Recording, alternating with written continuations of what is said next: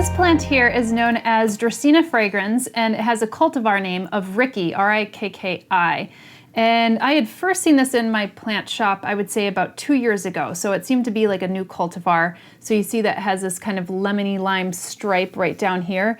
And this one doesn't typically grow in this pot. I actually had to take it out of my green wall. So it's usually in a felted pocket, and I just put it in here for purposes of showing you this. So you could see that it has this a little bit more of a lopsided nature, but that's usually because it's in my green wall and kind of hanging out.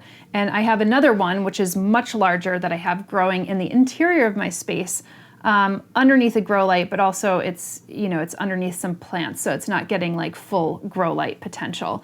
But I actually really like this cultivar. It's I do grow several Dracaena all throughout my house. They're not all Dracaena fragrans, but I actually find that it's the one that I subject to, probably the least amount of light. One of the ones that I subject to the least amount of light in my house, which is not always that nice to do. But there are also interior spaces that certain plants could just thrive in a little bit better.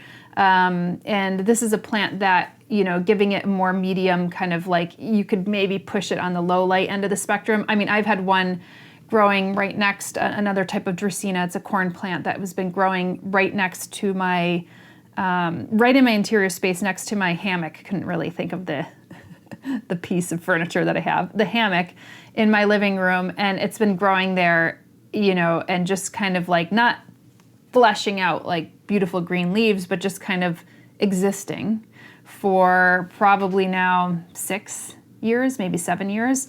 So they're very resilient plants. And this one, because it's a cultivated variety and it was probably cultivated in a nursery, it doesn't have like kind of an origin, but Dracaena fragrans originates, the actual species originates from all throughout tropical Africa. So probably like 2 or 3 dozen kind of countries all throughout Africa. So, and it's become a very popular cultivated variety, and there are many other different types of cultivars as well.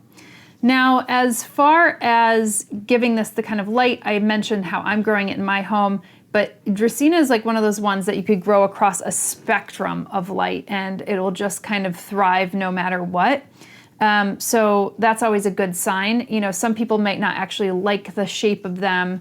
I think it kind of has this kind of, spider plant kind of foliage. It kind of has this little punkier kind of look, although it's not as punky as spider plants.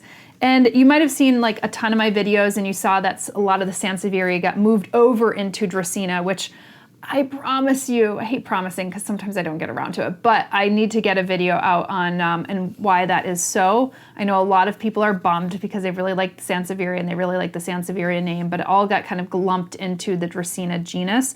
And I have actually had questions from people that, obviously one of the easy ways to actually propagate Sansevieria, or formerly known as Sansevieria, is by leaf cuttings.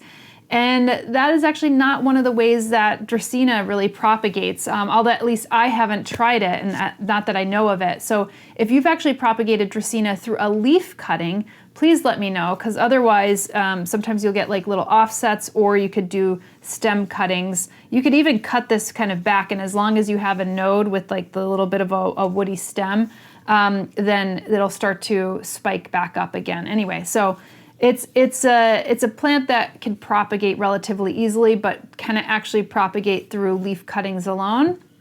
I don't actually know. So I'm going to put that out to the world to see if you could figure that out, or if you're propagating and you just want to give it a shot, then go right ahead.